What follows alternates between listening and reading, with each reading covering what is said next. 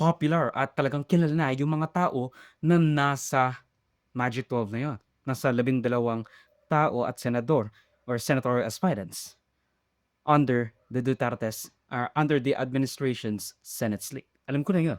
Pero it will be still really close, lalo na kung dire-diretso ang pagboto ng mga tao sa PDP laban.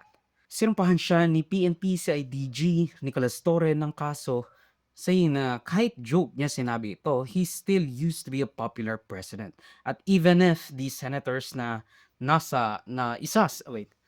at ngayon naman na, and even if sabihin nating credible ang mga sinasabi ni Duterte, the senators that was being threatened, yung mga tumatakbo at yung mga nasa posisyon, have already been kind of writing it off as just a joke because it is just a joke. At you don't have to file a case against Duterte kasi malusam namang matatalo siya doon. And if matalo siya doon, and if manalo siya doon sa kaso na yon because of his overall track record and his way of speaking. Kumbaga alam ng tao na he is simply just joking and not inciting violence.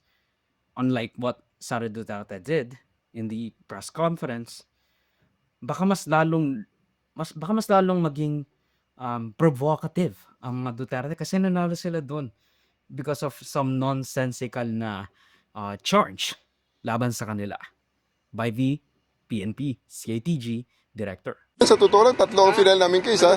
I also submitted for DC-20 the case of Rodrigo Roa Duterte. Okay. Sa kanya mga statements doon sa last rally. Opo. So we already submitted it for unlawful utterances at saka inciting to sedition. So nandun na rin sa docket ngayon at 4 case build-up na rin yung reklamo natin kay former President Duterte. This won't fly, but whatever. Yung kay Sara, pwede pa.